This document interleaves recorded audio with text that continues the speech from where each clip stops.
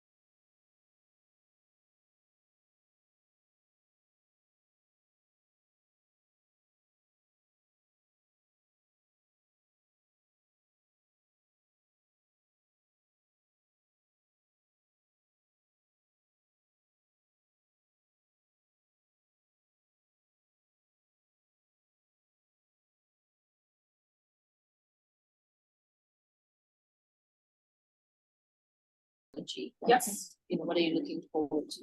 Yeah. When the shit show stops. Yeah.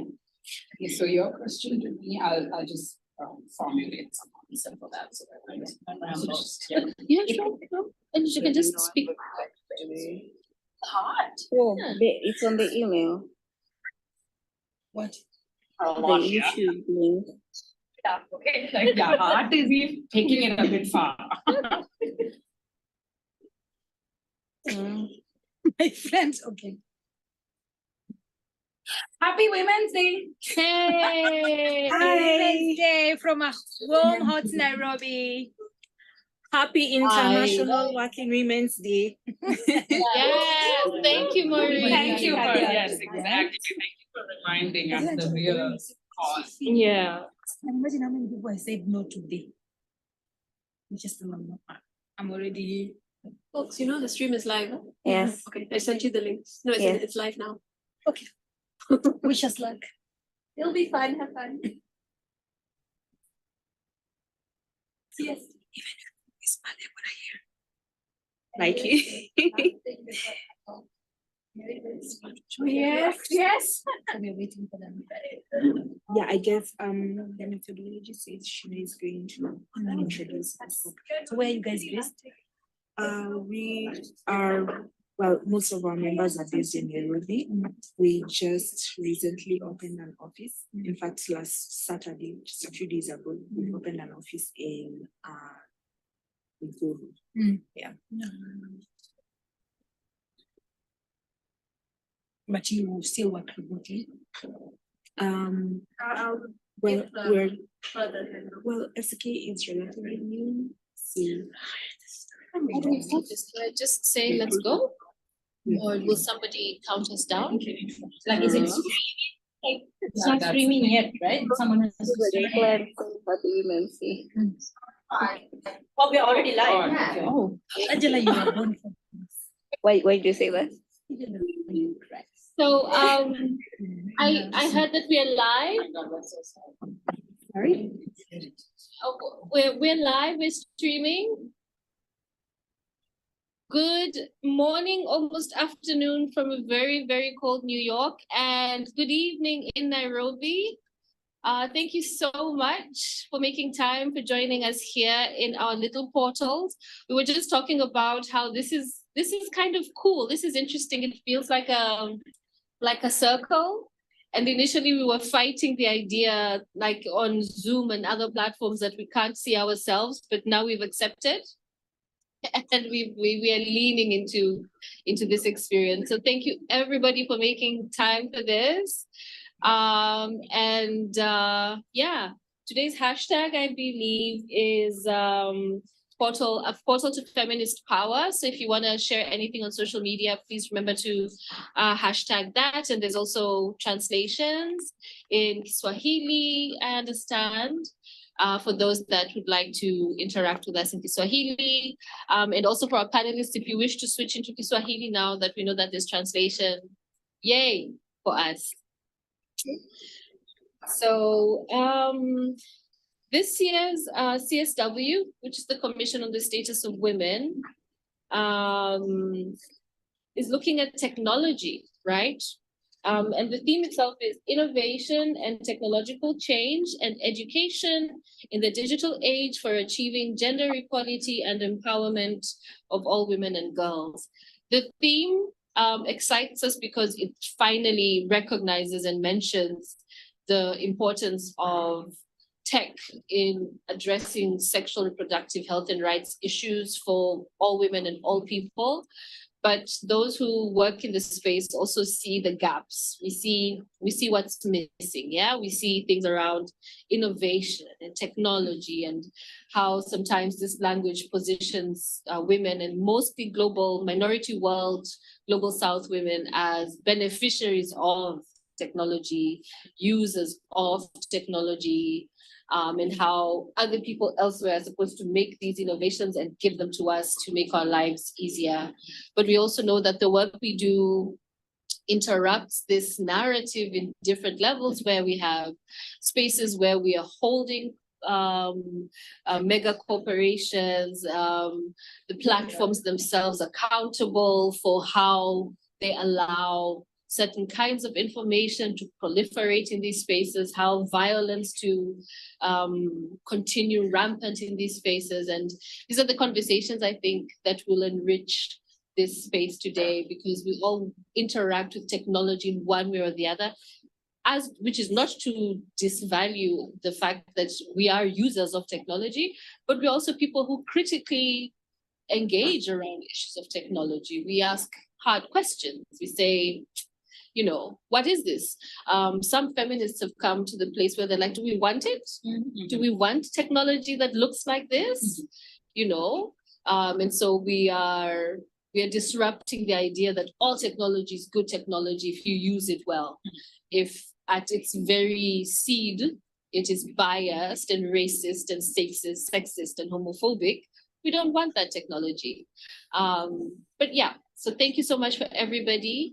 I'm going to invite us to introduce ourselves. I'm going to bounce us around the New York studio and the Nairobi studio. But I'd first invite you to, if you could please just say your name, where you're from. And I'd also want you to say something you've done today already that you're very proud of. So Yeah, so I can start and then I'll nominate somebody else, and then I'll just pass it around like that. Yeah. So my name is Sheena Magenya. I work with the Association for Progressive Communications. I am the lead coordinator of the Our Voices of Futures project that works in 6 countries to increase the visibility of structurally silenced women and communities of people in terms of speaking out and accessing rights and justice through, with, and by using the internet and technology, and at the intersection of discourses that speak to technology, feminism, and the internet. I am proud today that, oh God, what am I proud of? I'm proud that I got here. Yeah, I was gonna say. Kind of on time in this weather. It's a test of will. So I'm proud that I got up and I got here and that I made it. And so I'm going to invite Cecilia to please introduce yourself. Thank you, Sheena. I knew you'd pick me. Anyway, I'm Cecilia Maundu. I'm a broadcast journalist. I'm a digital security trainer. I work at the intersection of technology, human rights, and journalism. I'm also a podcaster. I have a podcast. It's called Digital Data Podcast, where I talk about everything to do with cyber violence. And I'm very excited to be here. And there's a part of me that always feels like I work for APC in my own way. What did I do today that made me proud? Today I was in a panel. I was talking to women human rights defenders, grassroots, and I was talking about how they can use social media, especially Twitter, for their activism. And it was very good to see them exchanging ideas. The fact that most of the time we concentrate with the ones from Nairobi, but now these ones are from, like the rural areas. So it was very good to see how excited they were and how they're going to put what we talked about into place. So I felt like I introduced a piece of technology to my fellow feminists. Great. Fantastic. Thank you, Cecilia. In New York, I'm going to invite Sachini to please take the floor. Thank you, Sheena. I'm Sachini Pereira. I'm a queer feminist activist and researcher from Sri Lanka. And I'm a member of Realizing Sexual and Reproductive Justice Research. We are a Global South feminist collective. And I'm also the executive coordinator of research. I'm also the co-creator of a digital technology project called Delete Nothing, which documents online gender-based violence in Sri Lanka and also tries to provide support to survivors of online gender-based violence, or those who are going through different experiences. And what am I proud of? It's so early in the day, you guys. Like, I need more time to achieve. I think I'm proud of like putting on a cute outfit. Yes. The thing that keeps me sane during these meetings. So that's what I'm proud of. Fantastic. Yeah. Thank you, Sachini. I'm going to invite Maureen to please introduce yourself. Hi, everyone. And happy International Working Women's Day to everyone in this immersive space and anyone watching from across the world. My name is Maureen Kasuku, and I am a socialist. Socialist, yes. Is this a safe space? Yes, I'm a socialist feminist, and I organize with Feminist Conversations Kenya. Feminist Conversation Kenya is socialist feminist space here in Nairobi, and we work on the intersections of social, economic, and liberty justice here in Nairobi. So what am I really proud of today is, being able to convene with women in the grassroots in Nairobi, and now being able to convene with women in New York for this space. So it's been like a really feminist Wednesday for me. So yeah, the vibes were really on today. So asanteni. Terrible.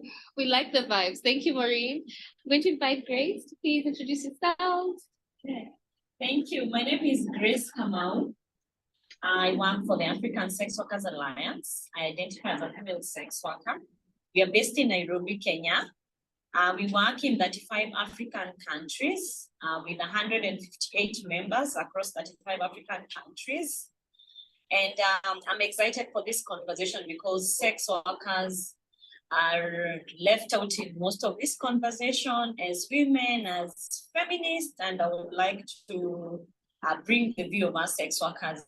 So I'm here as a Kenyan and as a sex worker who have practiced sex work in Kenya for over 15 years. Thank you. What are you proud of? I'm proud to be awake at this time. Yes. It's 7 p.m. in Kenya. Yeah, we're all happy to be awake. And then I've been dying to say this all day. Angela. Buddy. Anyway, hi everyone. My name is Angela Minayo. I work as the Kiktonet Women Digital Rights Programs Officer. I like to joke that I was called a feminist before I knew what that word meant or what it was or the theories around it. So it's in the bone. What am I proud of today? Today, I had a very interesting discussion with a fellow panelist in a different meeting I had today. And we were thinking of how to create a digital tool to make legal services accessible to women. And given that I'm a lawyer, I felt so, inspired. It was very warm in my heart. I feel like, wow, something I can actually contribute to because I know what is needed and, So yeah, the world is changing. So it's great. Thank you, Angie. And last, never least, we have Suba. Please introduce yourself. Hi everyone, I'm Subha. I'm also from Sri Lanka, like Sachini, so it's a little bit unfair. We have over-representation of Sri Lankans in the room. Do we have? That's true. That's true. So exclusively Sri Lankan and Kenyan club today. Yes. But I live in New York, and I work at CREA. CREA is a global feminist human rights organization led by feminists in the global South. We have a lot of work in South Asia. We also have some work in East Africa. I have excellent colleagues who have been based in Nairobi and doing our work in East Africa for many years. And I also work on the Our Voices, Our Futures consortium with Sheena. And so we are colleagues in that consortium, which is always amazing. It's always a pleasure to work with our friends at APC.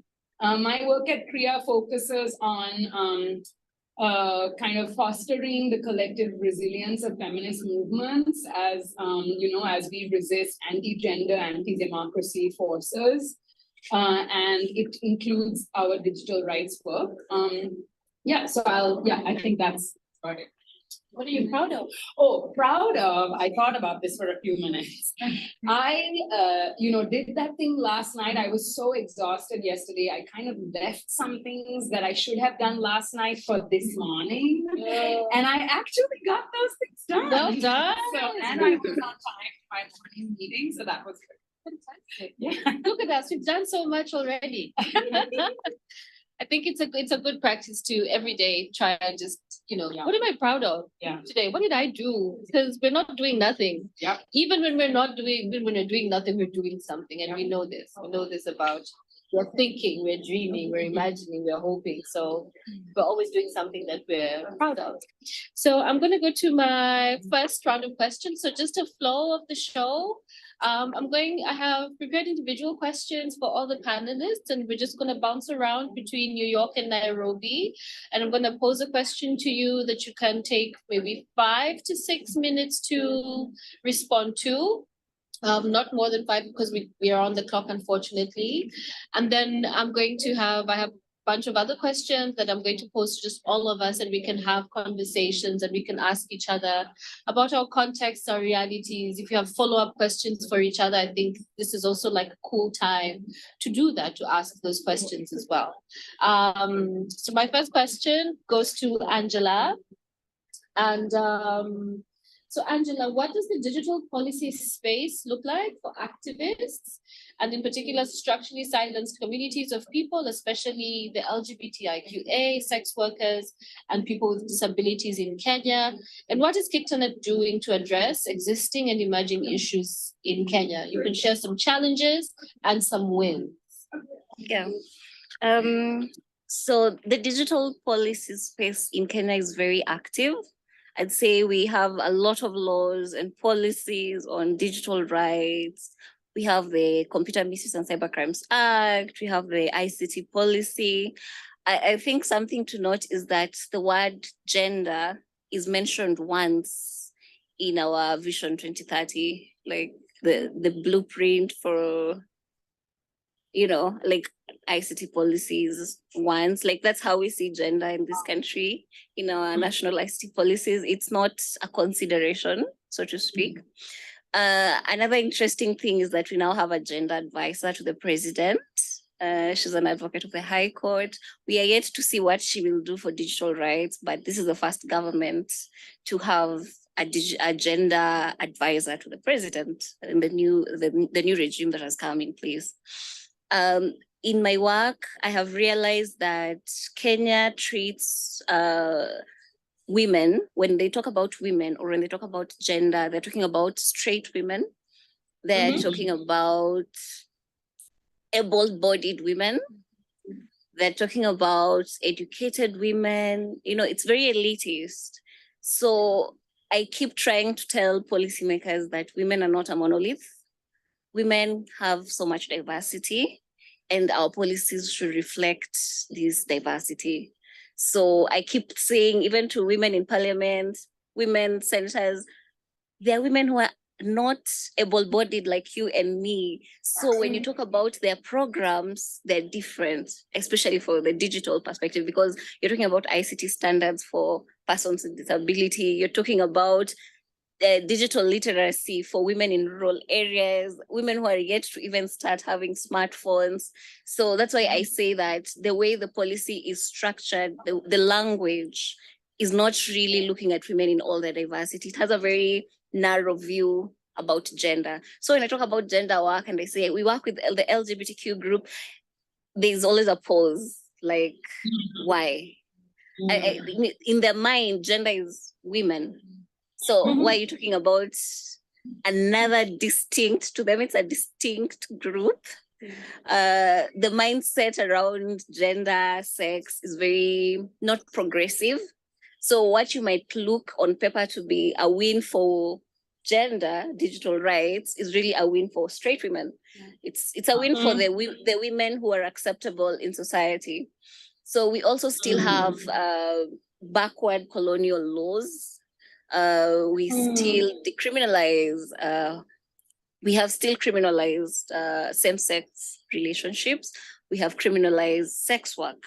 So that means also when the government talks about a policy for women or for gender empowerment, those groups are not, when you hear it, you immediately register in your head, this is not about queer, this is not about lesbian women, this is definitely not about us. It is policy for other women. The other problem I think we have is the very religious tone that is in government right now. It's very worrying. The backlash, the worst effect that it can have is to take us back to where we're from. Yeah. So the religious undertones are not very promising, so to speak, for the digital policy space in Kenya. So I think I've answered how the policy space looks like. So I will go to what KicTanet has been doing. So KicTanet is an ICT think tank, ICT policy think tank. and we work to try and catalyze ICT policy reforms. So our work takes various shapes. It can be capacity building, it can be research, it can be policy, advocacy, or stakeholder engagement. KICTANET is very big on stakeholder engagement, and we convene the annual Kenya Internet Governance Forum. So I work in the gender department, and under that department, we have been very lucky to have funding that has supported various tranches of gender digital rights programs. So for instance, under the OVOF, Our Voices, Our Futures project, we were able to conduct 2 feminist tech exchange trainings on digital security for structurally marginalized women and digital storytelling for women in politics. And we realized women in politics is a very different group from just, women, because they're in the public eye. They're silenced because they see other women going through online gender violence. So we first engaged them in a different grant where we were doing a digital security training. And they told us, Angie, this is nice, but I don't have Twitter. I'm scared of blogging. I don't know what that is. They think it's something for, journalists, influencers. They don't see themselves as creators of content online. So when we had already done the digital security training, now we did the digital storytelling, the FTX on digital storytelling, and we started seeing them post more often online. They're commenting on posts. They're so active. It's really inspiring what digital literacy training can do for women. Really very inspirational. Another thing we've done is to try and bring fresh voices into the internet governance policy discussions space, really. For a long time, we had the same faces. And again, as I said, mostly straight, elitist, educated, seasoned activists in this space, and they were nowhere to be seen. We will be talking about inclusion of minorities on the internet. There's no one to speak for them. We will talk about persons with disability every year during the IGF. We have a session on disability rights, right? But do we ever try and ask ourselves how many disabled people are in the room? Or do we talk to ourselves and we feel great? We're like, you know what? Very powerful. But where are they? Ooh, tick, And please, Sheena, stop me when I ramble a lot, because I'm just so passionate. I don't know how to. which sucks because I'm the moderator. Stop me. You have maybe 10 seconds left. Wow. Okay. Yes. So we have, thanks to again an APC grant called the APC Impact Grant. We have 2 fellows. One has a hearing disability and the other has a physical disability. And this project was structured purely to bring persons with disability into the internet governance policy discussions. So they attend IGFs, they attend digital rights conferences, and it has been amazing. When you go to the KICTANET website, you'll find their blogs, they're writing, they're ticking our brains. They're asking us, do you put visual captioning on your photos when you post? And it has been a very great thing to happen. So I'd say in our own small way, we're trying to mitigate what I've said to be the challenge in how policy around gender is understood. Great stuff. Thank you so much, Angela. Did I say that they're an APC partner? Because I think I want to say it again. Thank you so much. My next question, and so if you have any questions, maybe you can just note them down and then we can ask around. So my next question goes to Suba. So Kriya recently carried out some research, around the increasing criminalization of groups of people that interrupt narrow understandings of norms and values of society. Can you share some key findings from this research and help us understand the interconnections between sexual rights and the digital realm? Yeah. So just to be clear, it's not really a research so much as it's kind of a movement building exercise and a kind of a collective learning space that we've been working on with the Egypt Initiative for Personal Rights. Actually, they are a very key partner in this who I need to name. So EIPR and Kriya have been working on this together for about 2 years. And EIPR, for folks that don't know, are a really interesting organization operating in that region. Not least of all because they do amazing work. They do kind of really interesting criminal justice reform work, bodily autonomy work. So they are an interesting organization in which the kind of feminist work on gender, bodily autonomy, sexual rights, etc., really sits within the same institution where they are doing other kinds of work on dissent, expression, pushing back against criminal justice, very bad kind of overuse of criminal justice law, etc. They are also very much on the front lines of this issue, like their ED and their staff are actually, were arrested and are actually always being arrested and tried in courts in Egypt. And right now their leadership is actually going through a trial right now. So they are a very amazing partner who we have learned a lot from. So the work really has been to bring different movement actors together from around the world to kind of talk to each other and to learn from each other. And the critical kind of thinking here was that we need to connect people who are working to push back against the criminalization of sex work, LGBTI. You were talking, Angie, about same-sex sex being criminalized. That's true for our part of the world as well. So many, LGBTI folks, sex workers, reproductive rights folks are pushing back against, increasing criminalization of abortion access, etc. And also, people are pushing back against the criminalization of dissent, protest, expression, but these are not talking to each other, right? So the freedom of expression folks, the freedom of association folks are really, the journalists, the people, the human rights defenders, the folks who are working on that stuff are somehow working in their own space. And then the bodily autonomy, sexual rights, people are working in their own space. And we're not talking to each other, which is very silly because we know that the opposition or the people that we're fighting against are actually much better organized and they're actually working with very similar motivations, right? So that was the key kind of motive for us, was like, okay, wait a second, we need to bring these movements together because actually we're all doing the same work, right? The work is to push back against criminalization. And what we found was that, sexual rights is often the first on the chopping block, right? And this is true throughout history. A very recent example actually is the Indonesia example. Basically, there's a huge set of criminal laws that they've just expanded their criminal law, their penal code actually. I don't know if are we still connected? We are, right? I think so. Okay. Yeah. Something changed. Yeah, you guys are like small for us, but we can still see you. Oh, yeah. So Indonesia just introduced a huge expansion to their penal code. They added a whole bunch of things as new offenses that can be punished by prison sentences and very harsh kind of punitive laws.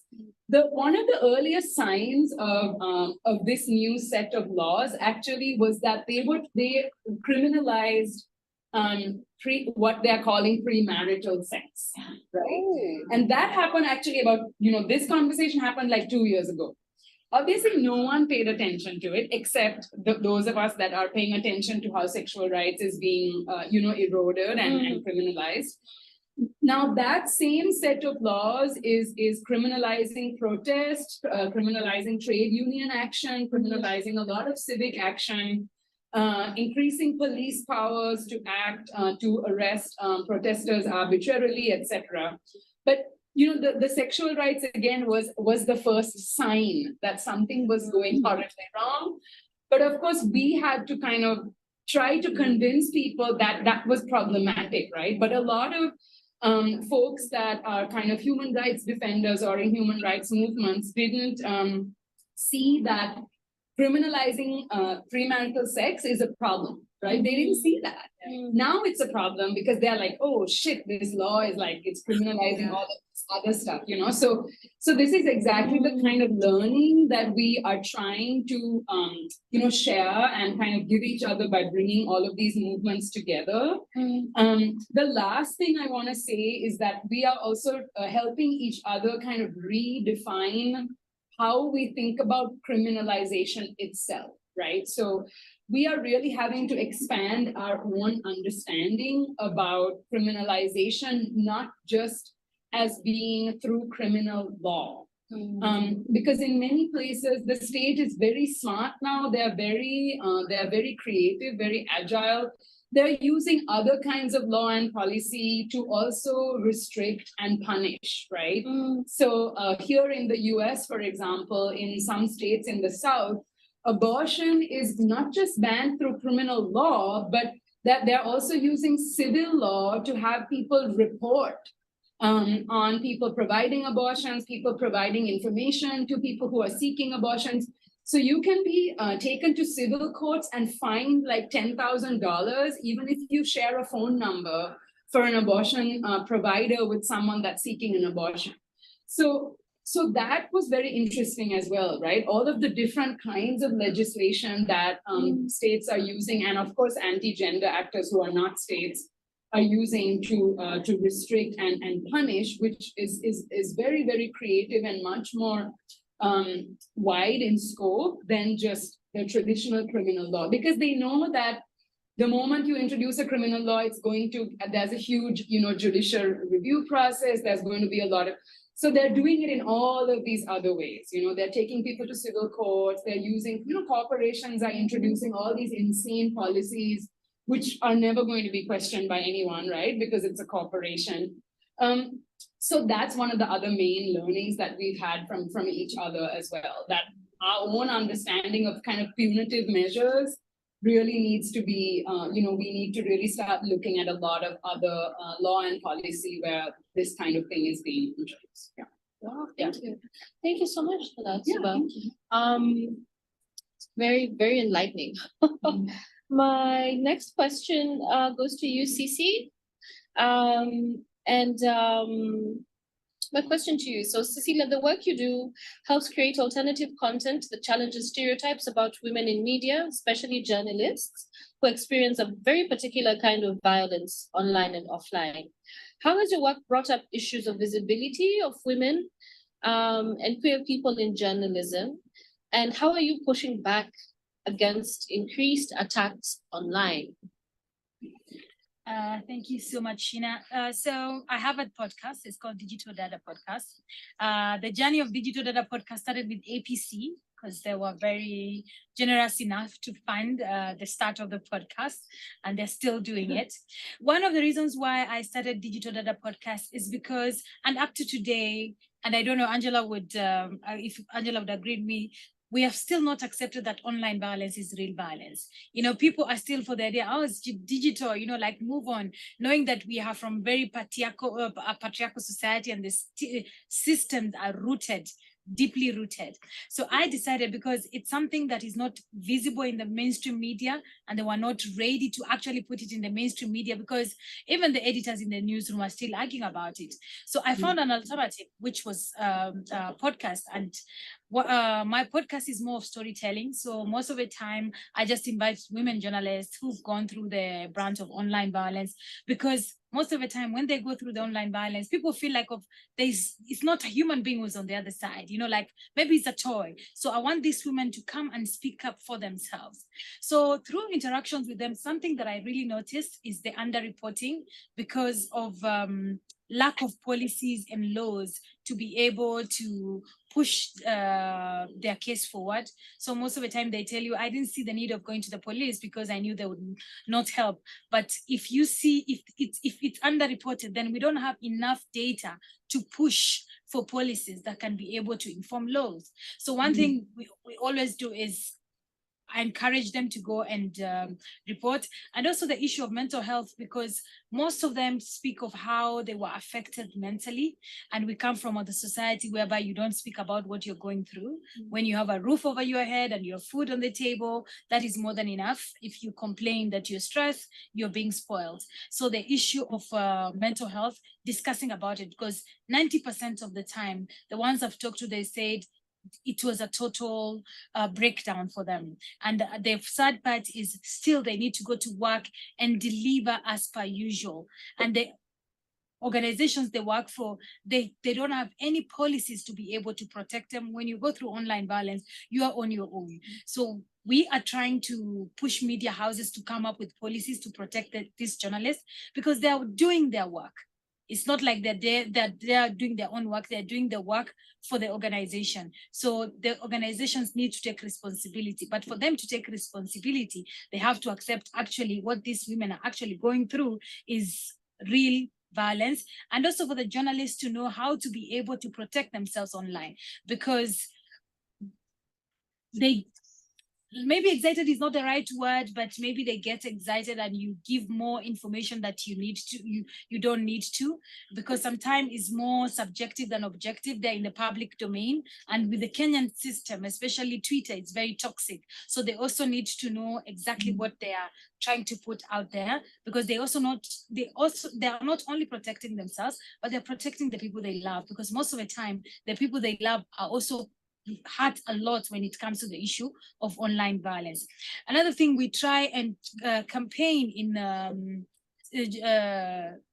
campuses, especially we target journalism students, because we realize if we go on the way we are going on, we're going to lose the voices of the next generation. Because why do I want to get into a profession whereby I'm going to be worried about what I put online, or I'm going to be worried checking my back, or self-censorship? So those are some of the things that we do.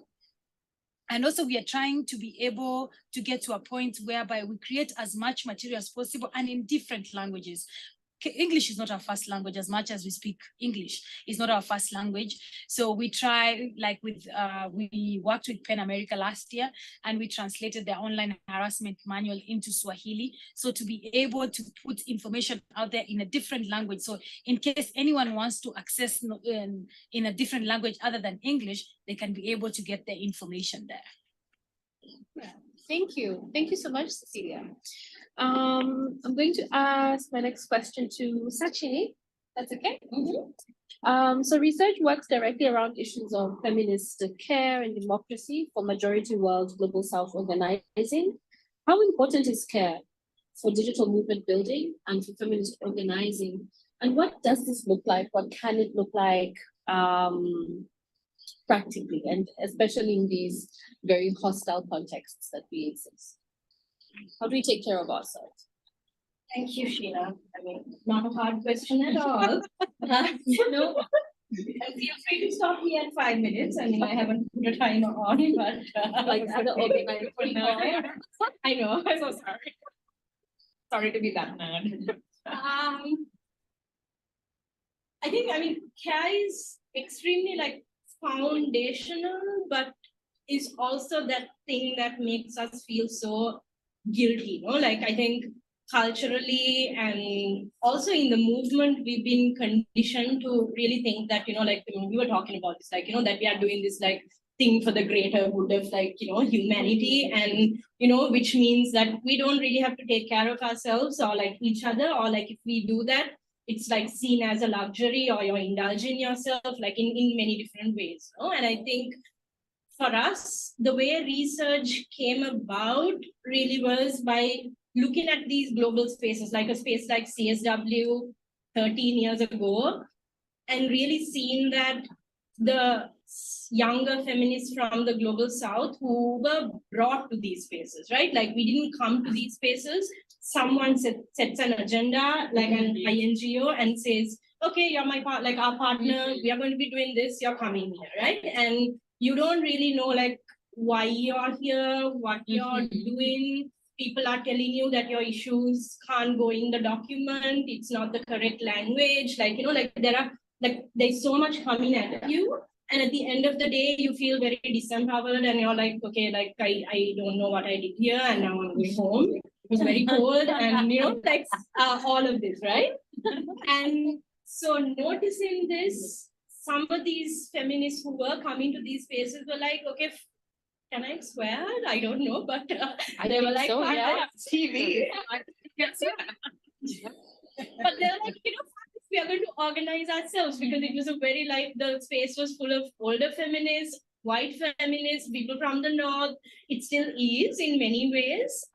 But they were like, okay, we are going to come here with the complexities of our issues. We are going to support each other to come to these spaces. Yeah. And then we are going to accompany each other, so that you don't feel alone. And this has remained one of our big, we call it a strategy now, but it's been one of our founding values that, continues to guide us, which is that it can feel very isolating, doing this work. And then when you come into these spaces, it can feel even more isolating. How do we accompany each other better? And then whatever research has grown into over the years has always had that as our foundation. Mm-hmm. So beyond that, I think one of the things we're really talking about now is this global south, right? It has become a catch-all, right?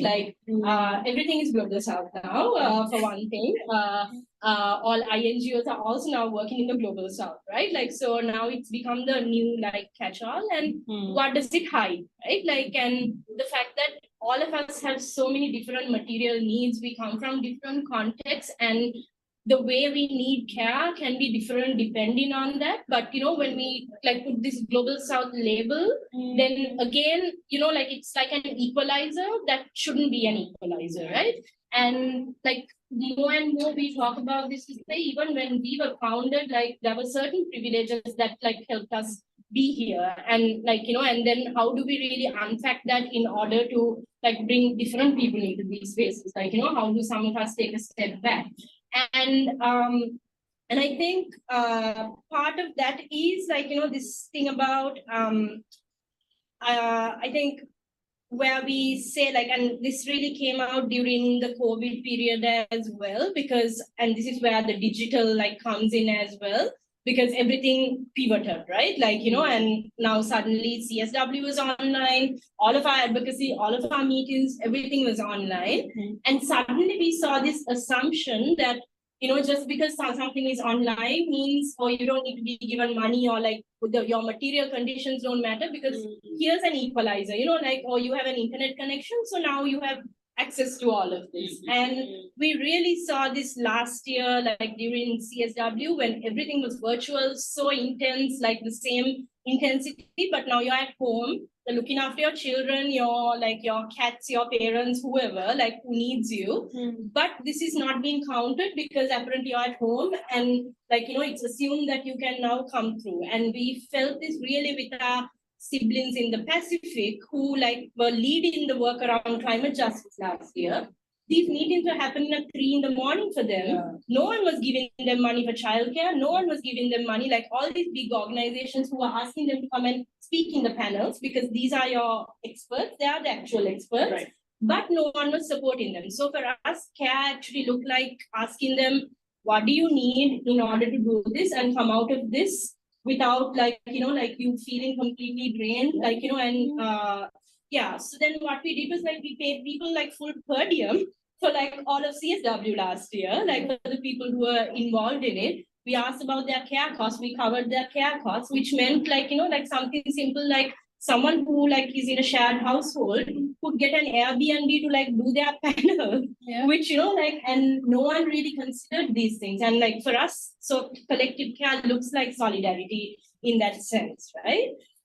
Some of the other things we did were also putting this, I think we were all going through so much stress in the last few years, and I think we're still running at that same speed. It is all going to implode at some point for all of us, right? Because it feels like we haven't stopped. But some of the things we did, and our collective was going through a few transitions. We went through a leadership transition, all of this happened during the pandemic. And we really tried to see what does healing look like for us in that moment. and with the Coalition for Sexual and Bodily Rights, CSBR, we like joined together to have these like healing circles, which was for activists that we were working with, our members, to come together and like, like play music, like draw, like there were these things we did, which felt a bit silly, right? Like, because first you're like, okay, this is a bit awkward, like, am I like being very indulgent by like, doing this? But I think like these were like places where we really like learned to be vulnerable and talk about what was going on in our lives, and then connect it to that political moment also, and like understand that like the pleasure that we wanted or the healing we wanted, it's all political. Like, it's not an individual thing. Like we all needed that in order to work together as a collective. And then the other thing like we did was really doing mutual aid. So again, it was new for us. It's still a new thing. And I think I'll talk about the struggle around this also, because I think we are in this ecosystem where we are very used to, like, when money moves, we think of people as, like donors or funders or like, like that. And I don't think we've come to a place where we are thinking of mutual aid as like, okay, this is just an act of solidarity, and this is not necessarily like a funder. And I think for me, like one of the struggles has been, we started doing mutual aid, which was for like our different members and friends to like figure out whatever they needed during COVID, right? Like for some people, it was to start a hotline because they needed that. For other people, it was for like the North African feminists, it was for them to come together and just like, like have a few days where they were, like relaxing and resting together, right? Yeah. So people needed these different things. But at the same time, I think a dynamic started developing where sometimes we were being viewed as a funder in that sense, right? And for like, I think this is a thing that we probably need to bring into our movement to talk more about this, like, because money is power, and being able to like move money is, that's also an act of power. But how do we also understand it as like, us being in the movement and supporting each other? So yeah, I'll just stop there for now, I think. I have more to say, but maybe later. Yeah, thank you. Thank you so much for timing yourself, because I'm still failing at this. Great moderator. Like, I'll get it right one day. Being a good friend, a less good moderator. be everything. You can't hear it. You have made your choices. Yeah, I think so. So my next question to you is Maureen. Is to you, Maureen, and I think a lot of the panelists in Kenya so far have spoken about Kenyans on Twitter, and Kenyans in social media spaces are a force to be reckoned with, and that is not necessarily a compliment. Yeah. So my question to you, Maureen, is the collective we represent, Feminist Conversations Kenya, was recently suspended on Twitter. We were deplatformed, and your work and selves actively attacked online. Getting insults in your inbox and having to, be removed from the space. And behind this, there's the phenomenon of the manosphere. I don't know if you've heard about this manosphere. And generally, it was a debate, like, do I want to give space to this conversation? But yes, because this is like a central thing that's shaping our daily interactions on social media spaces, right? So my question to Maureen is, what is this manosphere in the Kenyan context? And how is this manosphere culture influencing how women, feminists, gender non-conforming people, sex workers, etc., how is the manosphere influencing how we can express ourselves online? What is the manosphere doing, and how are we trying to push back? What are our options? Right. So as Shin has mentioned, our collective FCK was deplatformed from Twitter, and we have our suspicions on why this happened. Because weeks prior to the suspension, we had revitalized the delete hashtag cab company name. I'm not going to say it for legal reasons, but I mean, we'll share this in our small circle because you never know who's watching. So delete hashtag cab company. So weeks prior to that happening, we were doing the campaign, and we were getting all these messages from anonymous accounts, telling us that we are troublemakers and we are trying to cause losses for hashtag cab company. And so I have suspicions that this cab company might have used all these bots to report us. And that's how we got deplatformed. And a lot of, we got a lot of backlash from a certain demographic on Twitter who took this campaign as a personal attack on their character when it was not. And so let's talk about the manosphere. The manosphere is a network of like misogynistic groups on the internet. We have MGTOW, men going their own way. Well, they never really go their own way, but so they call themselves men going their own way. And we have the red pillars, we have the black pillars. Oh my God, it's just a bunch of buzzwords. But it may seem comedic, it may seem like a whole joke on the surface, but it's not. It's not. So the manosphere is a network of all these misogynistic groups on the internet. And, we've talked about how people don't consider this to be real violence because it's happening on the internet, but digital misogyny spills out of the internet and manifests itself in real life. There was this very tragic incident that happened 4 years ago in 2019. It made national news. This guy, this stalker, he traveled all the way from Nairobi to Eldoret and hacked a woman in broad daylight. And this story has just recently come up and reignited a whole lot of digital misogyny.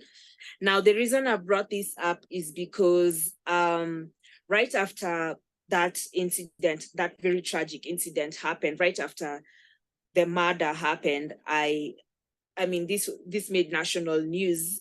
So I really just feel uncomfortable mentioning the name of the victim. But yes, so when this happened, people looked up, I will mention the name of the perpetrator. People looked up Kinuthia on Facebook. They looked up Kinuthia on Facebook, and then they found out that he had been sharing a lot of posts by, again, I'm going to mention by Cyprian Nyakundi, because really need to call out these people. He had shared a lot of posts by this Cyprian Nyakundi person, and this Cyprian Nyakundi person is a very notorious misogynist online and offline, I bet.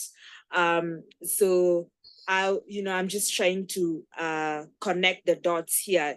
You cannot just be consistently sharing these posts by these notorious misogynists on Facebook, and then days later, you hack a woman to death in broad daylight.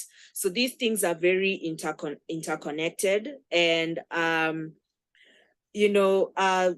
28 years ago, in Rwanda, the mainstream media, we didn't have Facebook or Twitter back then, but the mainstream media in Rwanda was accused of being an accessory to the genocide that happened. So I am putting this on the online misogynists. This is not radio, but like this is Facebook, this is Twitter, all the shit that they are doing on these platforms we can no longer continue to ignore this. We can no longer continue to say, oh, this is just happening online. No, it has real life repercussions.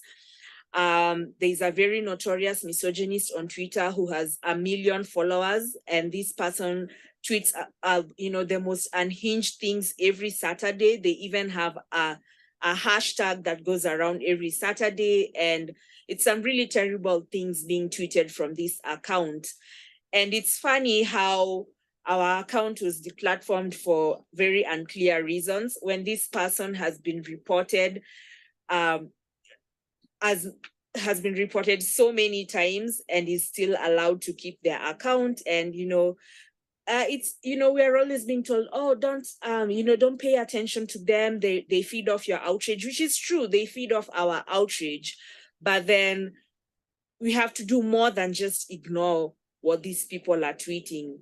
We have to, work together. I love the idea of feminist internationalism. We have to work, as Susan mentioned about the opposition being well-funded and being very well-organized.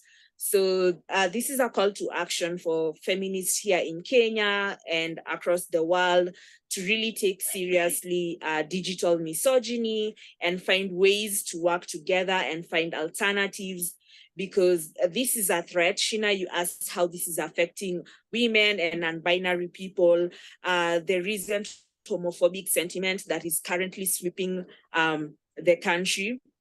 They thrive on online networks to target specific people, specific demographics.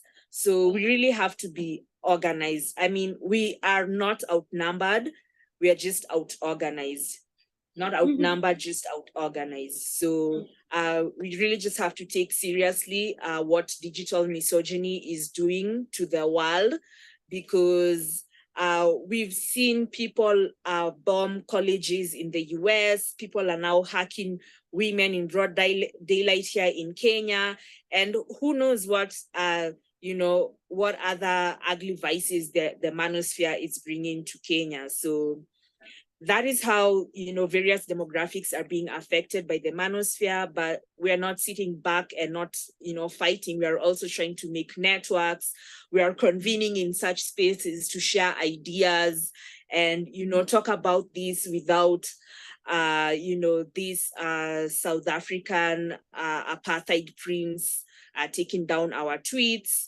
So this is a great space. And just being here is putting up a fight. So yeah, let's keep up the good fight. You can apartheid us from Twitter, but we are still here and we are still fighting. Yeah, thank you. Thank you so much, Maureen. It took a minute for us to connect that with the famous watermelon.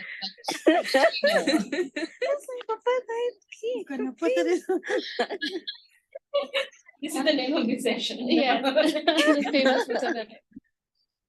So last but not least for this round is Grace. And Grace, my question to you is around specifically sex work. So when we look at the digital platform, sex work only, and we look at especially in majority world areas. So if you're looking at Kenya, a lot of African countries, I imagine Sri Lanka as well, sex work looks a certain way. Mm-hmm. So the narrative around sex work on the digital landscape or the space is one, victims, right? So victims of one thing or the other.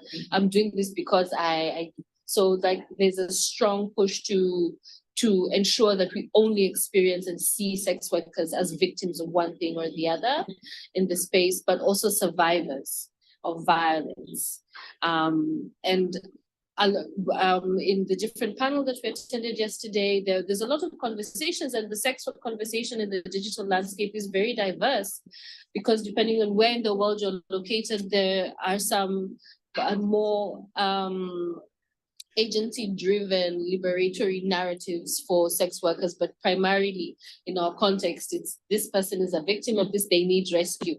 They need saving from these platforms. My question to you is, and exploitation. So the digital landscape is also used to further exploitation of sex workers. What does this digital narrative or this digital identity do to the realities of sex workers on the ground? What's the impact, and what does the pushback also look like? So thank you. And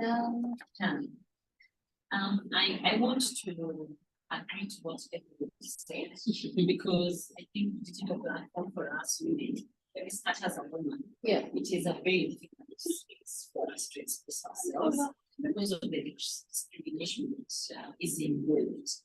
Now, as a sex worker, it becomes even worse. Because I like what the first speaker spoke about from Kenya, Angela, about content creation. We have a lot of content. We have a lot of stories we want to tell. I remember about 4 years ago, somebody approached me and wanted to do a story about a daily, like a diary of a sex worker. How does a sex worker diary and how a life of a sex worker is, like how you wake up, what you do every day. And I was ready to do it, but the journalist went back and came back to me and told me, have been told not to do it by the editor. And so we also did also another story about sex workers' lives, and it was aired in KTN, and I remember it was very harsh. I was among the ladies who are filmed being on the street. We just wanted to show people the face of sex workers. We are not victims, but we do it as work, and we have our rights. We have our homes. We have kids to take care of. We take kids to school. So we did a story, and I remember there was a lot of backlash. And since then is when I started moving out from the social media. And so for me as a person, I have faced firsthand violence on social media. And it went on, and Repeal 162 came. And so as sex workers, it was a platform for us also to come together with the LGBT community. So we came out, supported the LGBT community, we tweeted, the hashtag went through. And so I remember one of the bloggers, he's a very famous blogger in Kenya, and he lives around my home area in the rural area. And he attacked me so badly. And he abused me so badly to an extent I had to block him, and I just shut down. So for us sex workers, I can give an example of a lot of sex workers. When you look at mostly in West Africa, the French-speaking countries, women, there's a lot of violence. There's a lot of violence, mostly for West African countries like Senegal, Cameroon, where Muslim dominates. Most of the sex workers have fear of going online because of the abuse, and people who know you attack you even more. Because those people those people who follow you are the first ones to even attack you. And for us, I think as sex workers, we don't use like media. In Africa, there are very few platforms where you buy sex. For us, you can't get sites for sex workers in Africa. For us, we use it to pass information. Maybe if in a training, you want to tell people what it has been, how it has impacted their life as a sex worker. And so we use it to pass information, but we are limited because of the violence. And even yesterday I spoke about it.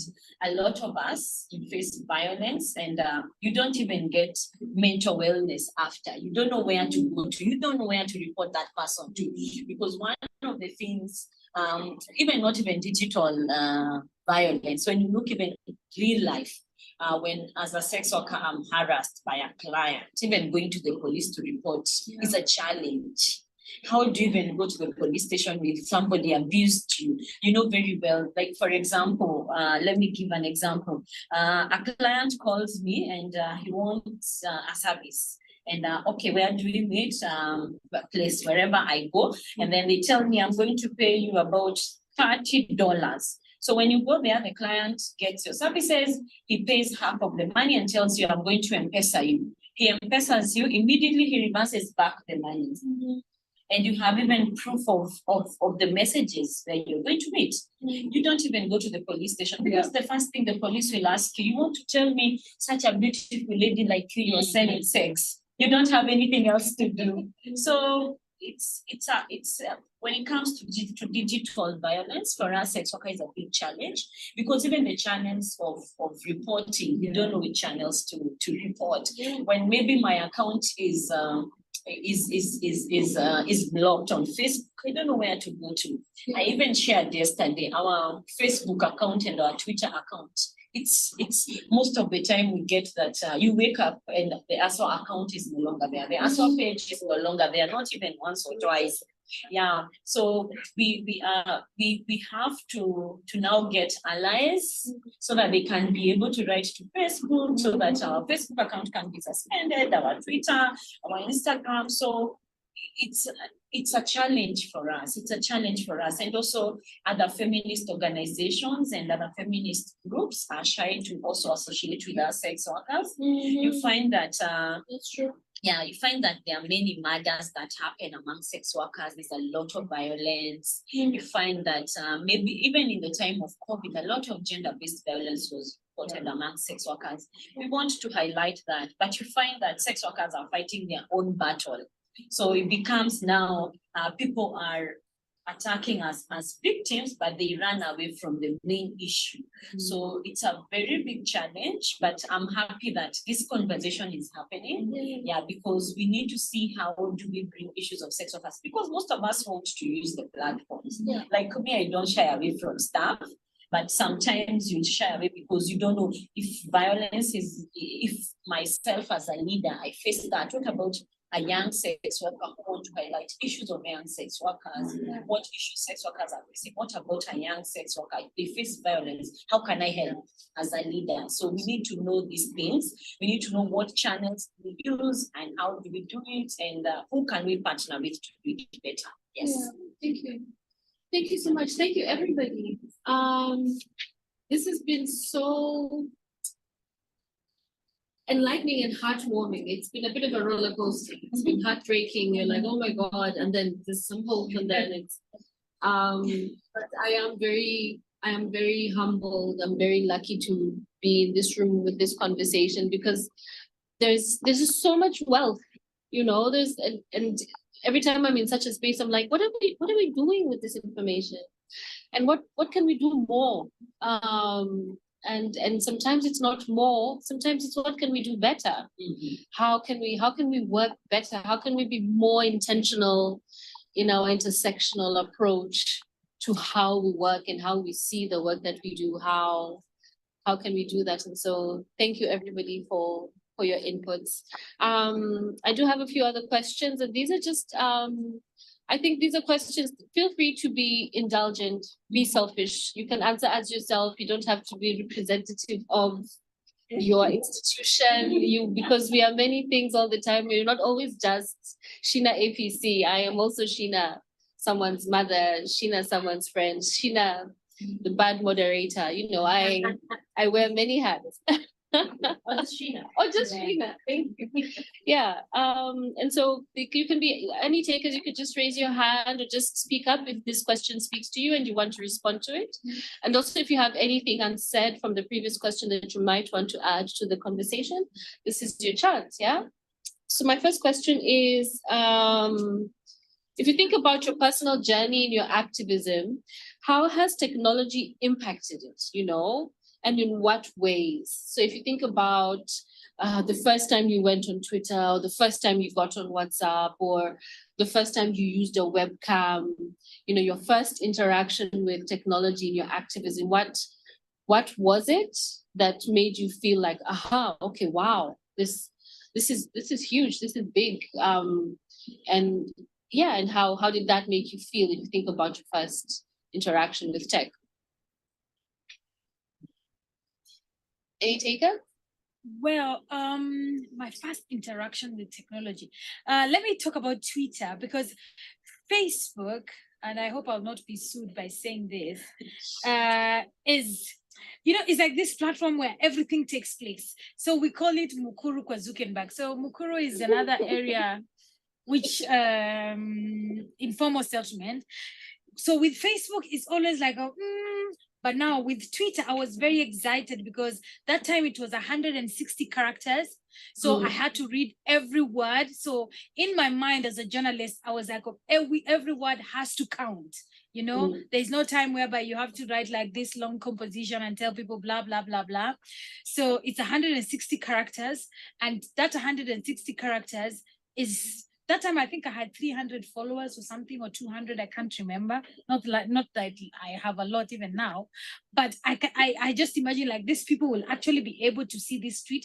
For me, it was very exciting because also at the same time, we were being told that this digital was the future of journalism, and Twitter will be a very powerful tool when it came to journalism. And for sure it is, because now it has given birth to what we call citizen journalists, who I must say are doing a very bad job out of it because of misinformation and disinformation and not fact checking. So we are always like trying to calm down the fire, like put off the fire because of the information that is online. So for me, it was very exciting. However, at the same time, I'm seeing the damage it's doing, and I find myself asking, is it doing more harm than good, especially when it comes to attacking, like women and minority groups online? And one of the things that I've discovered in my podcast talking to this journalist is we are moving from normalization to self-censorship, because it's being normalized. Like, as a journalist, you'll go through this online violence. As a queer person, you'll go through it. So you just brace yourself and get used to it. No, we should not normalize it. Technology cannot be used as a weapon against us.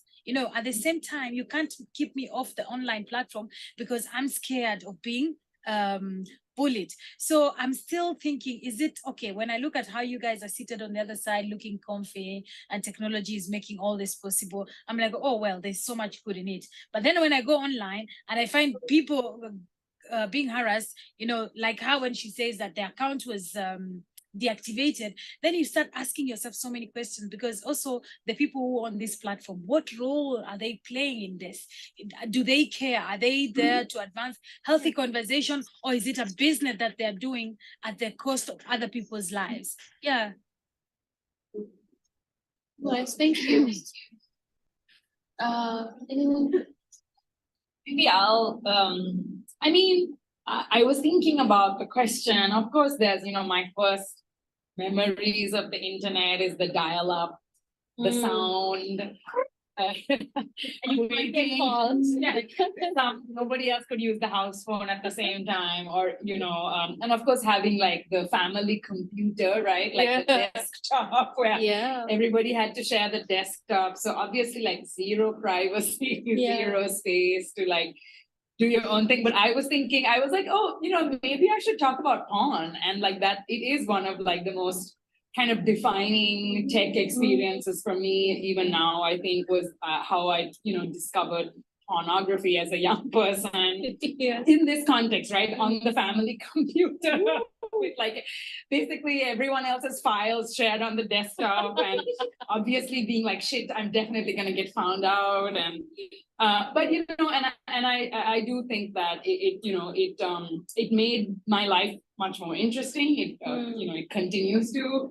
I think porn was my first experience of sexuality in a very affirmative and positive way, where as a young person growing up in Sri Lanka, all the other messaging that was coming at me was that sexuality was dangerous, that I was somehow going to ruin my life.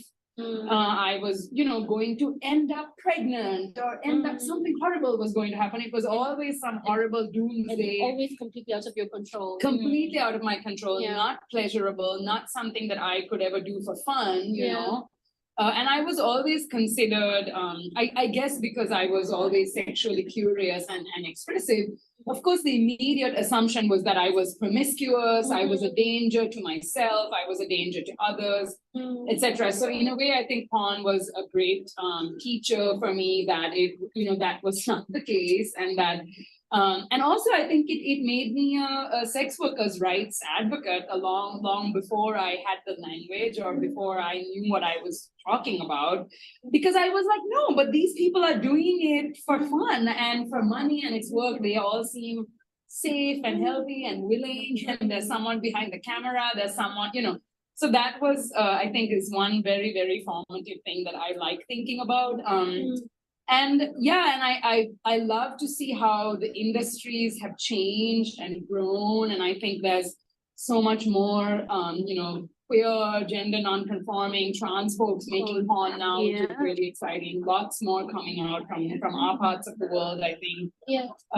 Of course, it's still definitely not as safe for people in our parts of the world to make porn, I think, in a safe and in a healthy and safe way, because it's just, as Grace was telling us, just even in-person sex work is still so dangerous, unfortunately. So but yeah, and I was just thinking, Grace, was something that you were saying about not being able to report, and such the work that you guys are doing with Delete Nothing. I just kind of wanted to make that connection, and maybe you could talk more about it. But I just love that there's Delete Nothing, which is, I think, basically the only place for people in Sri Lanka to go and report online GBV without being shamed and stigmatized for what you did. Right? Because a lot of it is non-consensual sharing of intimate photos, and this is connected to like all of my things about how we see porn. Is that a lot of time when young people want to report or talk about the fact that a picture that you took to share with like your boyfriend has now been put on a Google Drive for like 600 men to look at without your consent, there isn't a place that you can go where you're not going to be shamed for your choice to share and take that picture. Yeah. So that's why I think like what you guys are doing with Delete Nothing is so important, because it's like affirming that person's experience of violence, and it's removing the blame. Because I also think those experiences like make sex so much scarier for young people forever. You know what I mean? Like I can't imagine surviving something like that as a 15-year-old and coming out of it thinking, oh, I made the mistake.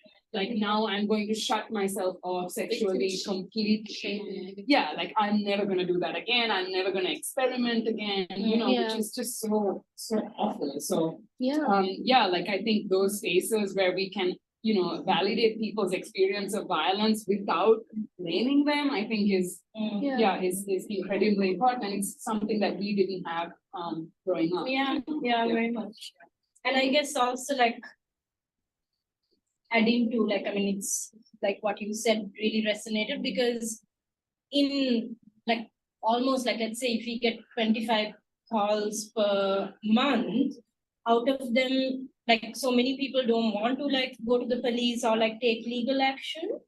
And a lot of people can't, because even like, and this is not just for like same-sex content or queer content, or like, but it's also like for people who are like, in heterosexual relationships, if you have taken a nude, you can be criminalized under the Obscene Publications Act, which is from the 1800s, right? Like it's still being used.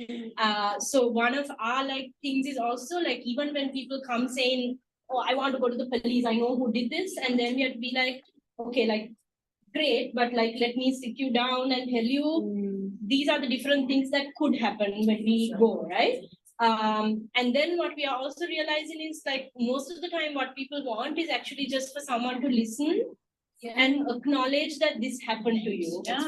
They don't actually like, I mean, they want like the content removed. There are other things you want, but the main thing is like for someone to actually listen, like that is all they want. And I think like, so what we have also like figured out is like, and I think when these things are being funded and all, people want to know like, how many cases did you take to the police? Like, these are the things you have to show in a hotline or a support system, right?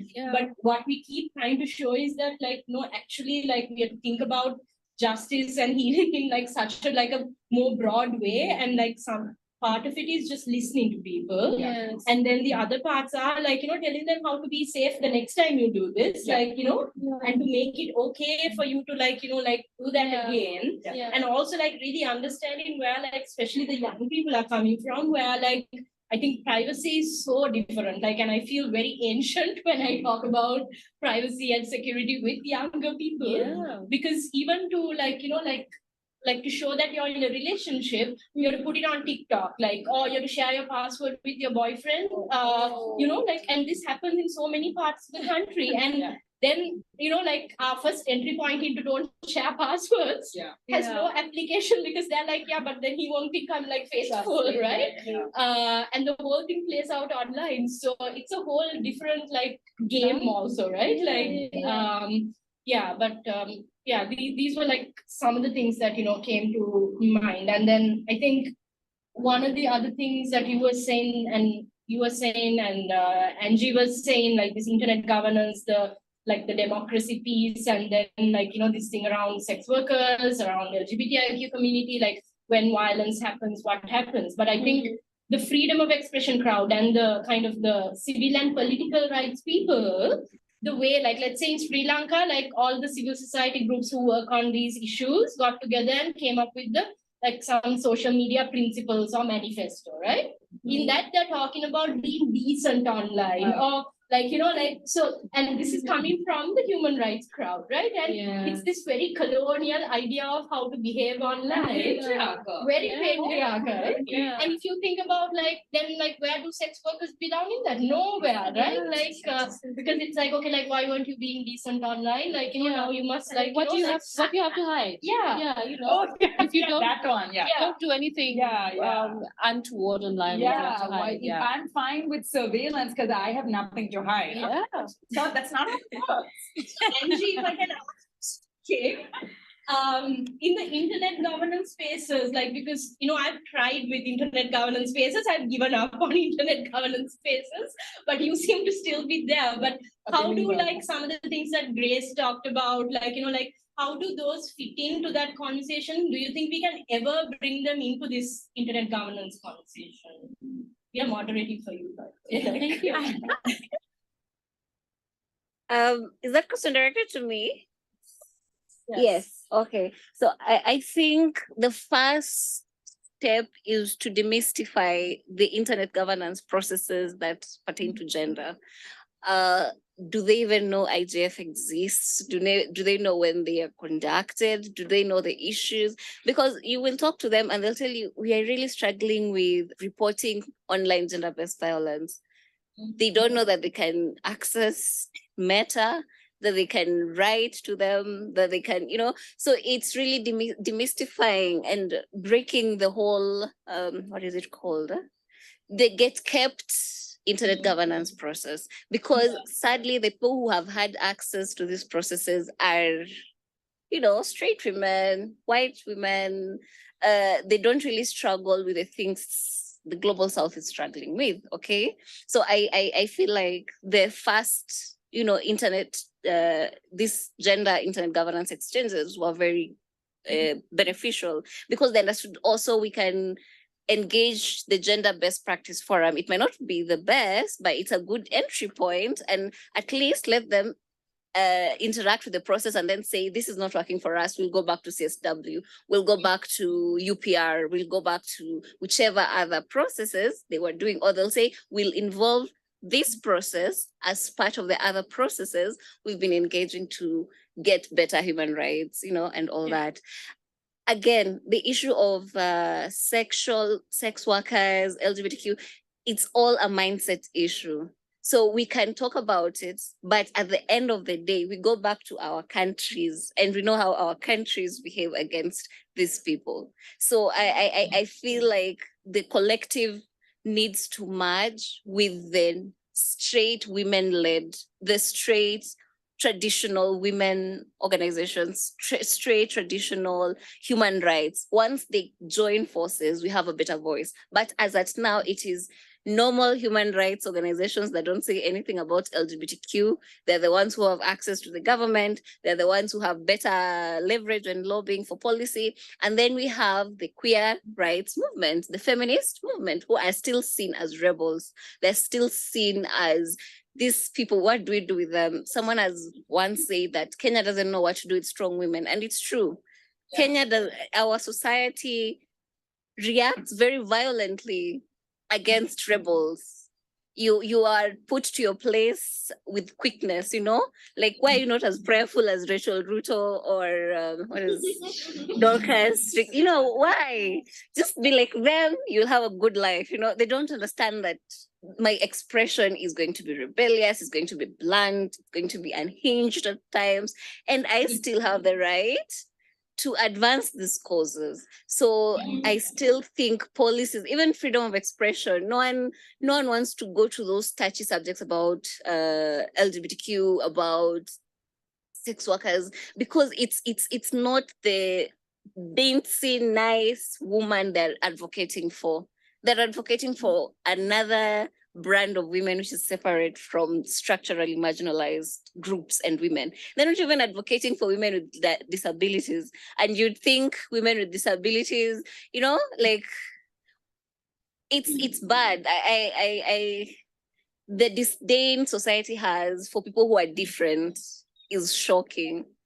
And sometimes you've done nothing to be the way you are, but the way society reacts to you, it's, very violent, very, very restrictive, very suppressive, almost as if you are ruining their mood by just presenting this existence that is different, So those are my 2 cents. And to answer your question about how we entered the internet, for me, I entered the internet as a very unhinged, radical feminist.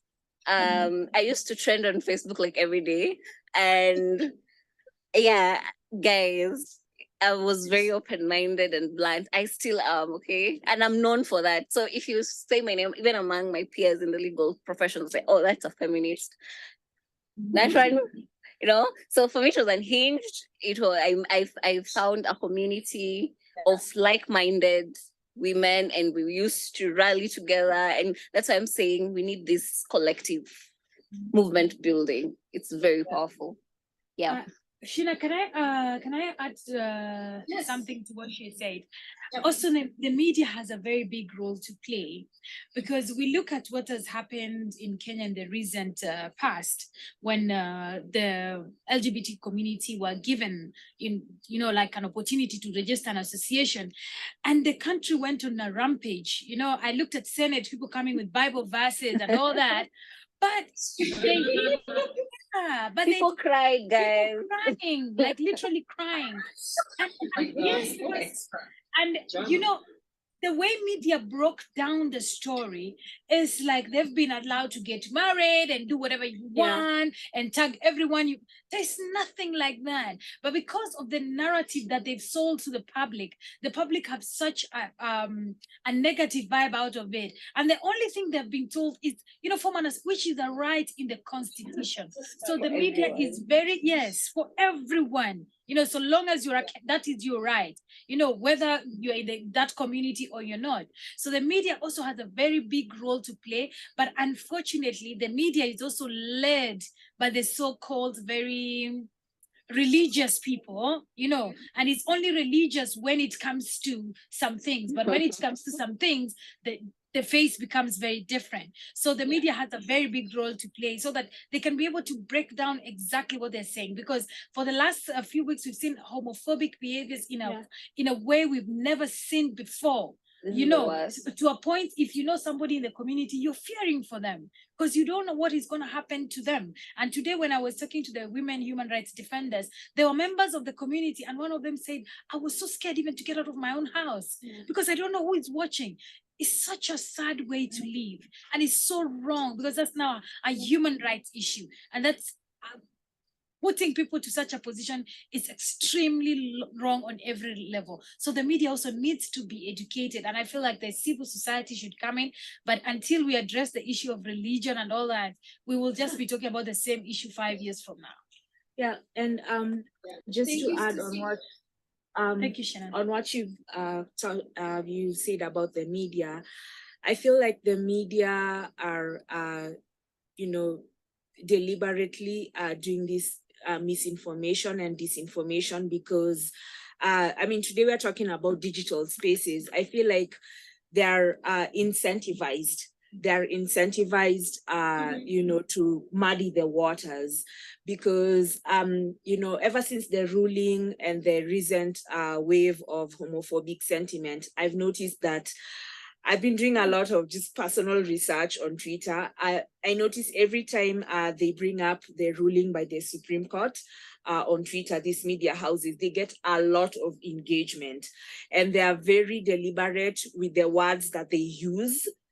They are very deliberate with the pictures that they use. So I feel like, this is incentivizing them. They get a lot of engagement on Twitter because of, the specific stories they are trying to push. So they may try and act like, oh, we're just innocent transcribers and all that, but no. So I wouldn't want to pin this, solely on religion, but this is also an indictment on these, social media companies that incentivize things like this.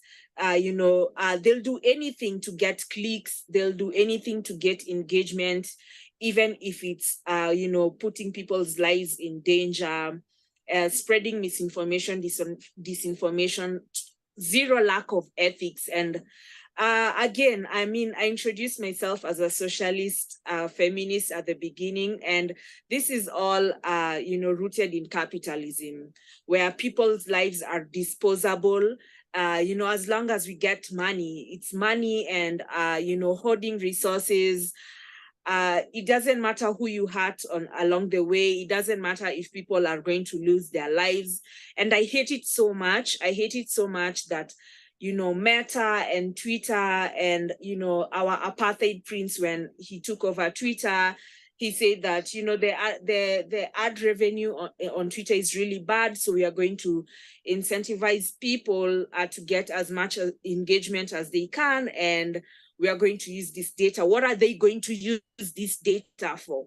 So yeah, this is an indictment on the media houses and the social media apartheid princes for, making misogyny and homophobia, and turning misogyny and homophobia into currency. So yeah. Thank you so much. I really agree with her. And Sheena, just one point, a tweet. As we were speaking, the media never took the opportunity to interview anyone from the community, until last minute. They're like, oh, okay, we need someone from the community. And they're like, oh, they called someone from the community. Like, can you come for an interview? Have you asked if this person is safe even to come, to come to where you are? Are you worried about even their mental health issue right now with all this? Because the only agenda they have is, as exactly as she said, they want to really make something out of this, because it's really been causing a star online, meaning the engagement is on another level, and Kenyans just love anything that involves drama and all that stuff, including myself. Yeah, so. Thank you, Cecilia. And what this conversation for me circumvents directly back to what you said, Suba, around how the rolling back and the curtailment of sexual rights is usually it's almost like the gateway drug. That's right. To dismantle every other right that people can claim as a free, just, democratic society. But people don't see this, right? People, the framing on social spaces, the framing in the media of this, the taking away of the rights of sexual minorities, for example, is seen to be serving an assumed majority. Yeah, so you're assuming that the majority of Kenya is straight, therefore we are serving the God-fearing majority, forgetting that this is the gateway. So they'll take away, that saying, first they came for, yeah? And so first they'll come for the queers and the gender non-conforming people, and you're gonna be like, well, I'm not queer and I'm not gender non-conforming, but you're next, And it just, that way, it's like a floodgate of the rolling back and the taking away of certain rights and access to rights to so many people. Before you know it, you have no rights. Suddenly it's Gilead. But yeah, we are almost out of, now I know the time, yeah? We have 10 minutes left in this conversation. And I thought I could just invite us all to just do a round of like final thoughts, like a quick 1-2 minute. What's a key takeaway that you want people to walk away from this conversation with knowing? Like, what's something, it could be a call to action, it could be just a thought that's occurred to you around the work that we do, something we can do better. What are your parting words, And I don't know if I can start with Grace. Okay. You can say no. It's okay. Okay. I think my parting shot is sex workers' rights are part of feminist rights. Yeah. There's a lot of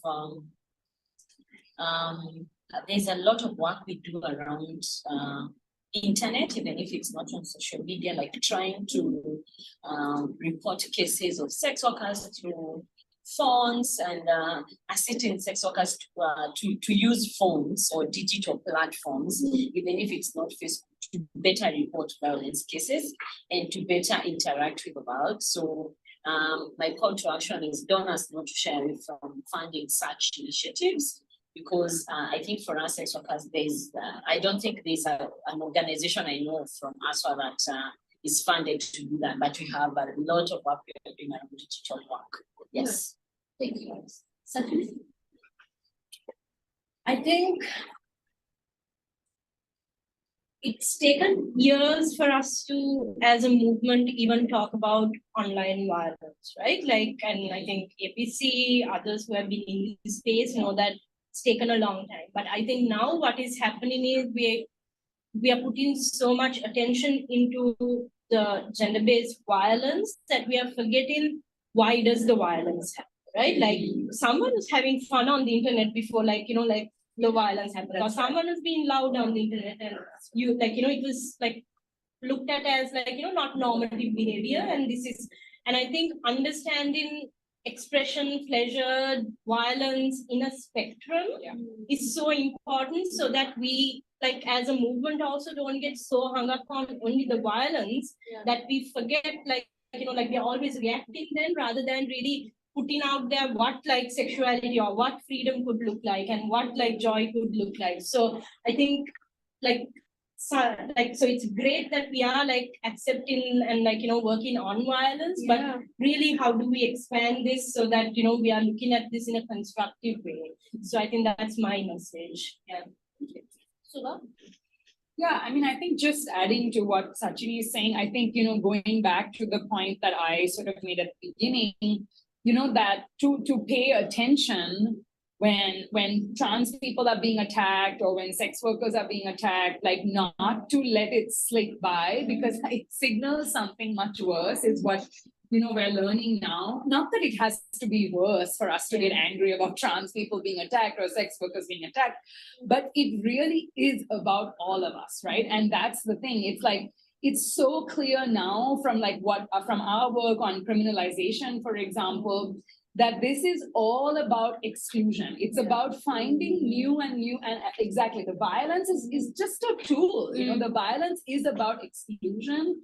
It's about discrediting and disabling certain people from participating, from having a say, from demanding what we need, from making decisions, basically, right? And it's exactly that's being kind of taken away. It's our ability to participate, where decisions are being made about our lives or the futures of our communities or this planet. They are finding all kinds of new ways to keep us out of those spaces. And all of these attacks on trans folks, on sex workers, on abortion, all of this stuff is actually just about keeping us out. What you were saying, Maureen, about the manosphere, it's all about keeping us out. It is just, they are just mobilizing to find all these, ways to keep us out of the rooms where decisions are being made. So I think it's, it's so much more important now to just be extremely vigilant when you hear that rhetoric, when you see that behavior. Just, we know what it is now. So just immediately, like, we should be able to recognize and act accordingly. Yeah, thanks. Angela? Parting shot? My parting shot is I still insist that we need to query and question gender intervention, gender policies, and really ask, what is the document talking about? We have to not just gloss over details and think we are making progress, because for the longest time we thought we were making progress in Kenya until that ruling happened, until the murder of Chiloba happened, and then we realized we are doing very badly. And we're doing very badly because we kept on glossing over policies and just thinking everything is fine. And just a question to all of us is, why are the manosphere accounts not suspended as fast as feminist, queer accounts being suspended? Because as late as 2017, 2016, when I used to be very active on Facebook, it was my feminist friends who used to go to Facebook jail, like almost all the time. And Cyprian's account was suspended like once, and he created another one, and they didn't suspend the second one, yet they knew it's the same person. So is it that tech policies are patriarchal? Is the entire system patriarchal? Because we're trying to play a game here, and I just feel like we keep on losing. So that's just my question. Something is not right. That's it. Well, Angie, I mean, I may not have the answers, but you ask, like, why is this happening? Again, because the algorithm is incentivizing. The algorithm is rewarding the most outrageous shit. It's not that Facebook and Twitter do not know what is happening. It is not that they do not see what is happening, but again, they're incentivizing these people who create this harmful content on Twitter. It's all capitalism. It's all about making money. It's selling data, and because they're selling this data to God knows who or whoever they're selling this data to. So the more outrage you generate on Twitter, you are being rewarded for that. Why do you think our apartheid prince brought back Trump on Twitter, or brought back somebody like Andrew Tate on Twitter?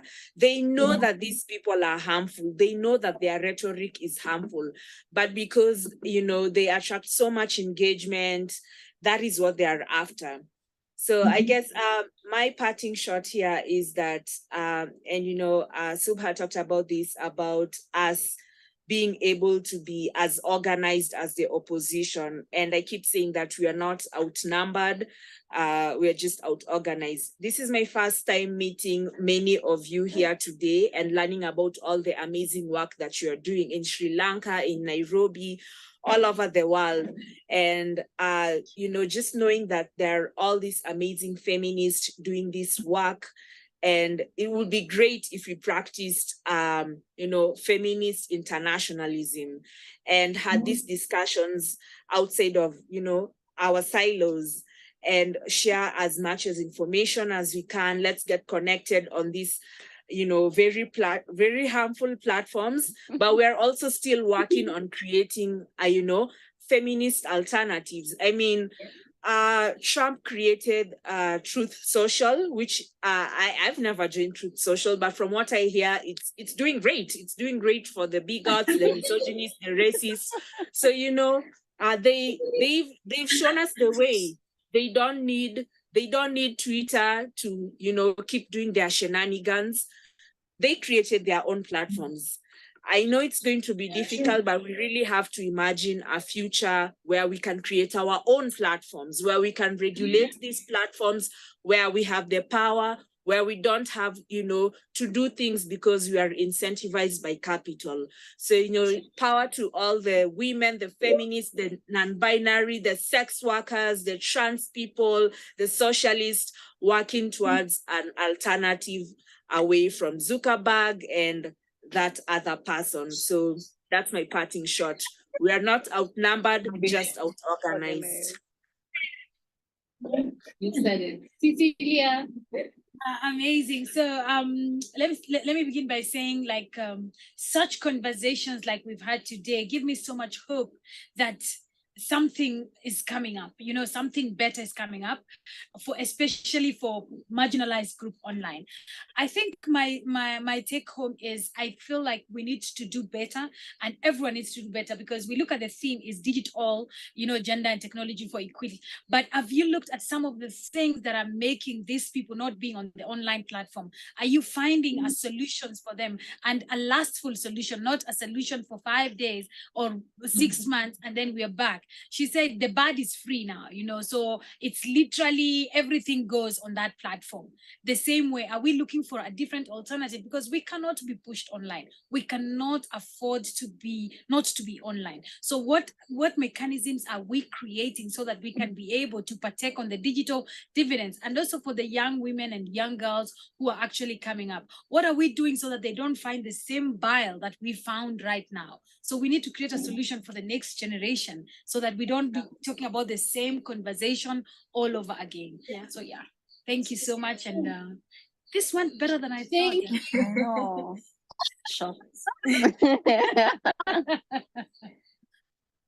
Thank you so much, everybody. I don't have anything else to add, anything else to say other than I'm just so deeply grateful that you made the time.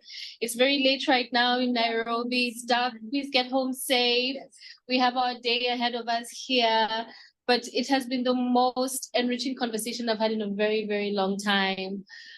Despite my dodgy moderation, I'm so grateful. I'm so grateful that you made time for this conversation. We leave sometimes with more questions than answers, but we also leave here with hope. Yeah. I feel so hopeful. I'm so glad. I am honored, so happy that we have Grace in the room. Yeah. Right. And next time we will make sure to, like Kektanet, to be so intentional about having people with disabilities in this space intentionally to participate and to just be more intentional in how we frame our things, how we show our solidarity, how we show up for each other, and start getting organized. And I keep saying this, I don't know what this will do to my job, but we need to stop playing nice. Yeah. No one's playing nice. And no one's coming to save us. Yeah?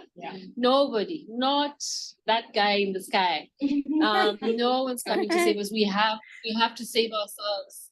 And we have to save all of ourselves, not just some of us, all of us, because we cannot imagine a world without us in our diversity and our beauty and all the amazingness that we are. So thank you, everybody. Good night, Nairobi, and good afternoon, New York. Bye, everyone. Bye. Thank you so much. To do this again, this is amazing. This is fun. Yeah, Next time we should be there. Yes. we need to switch countries. Yeah. Thank you. Come here. This needs you. The phone comes to Stop bring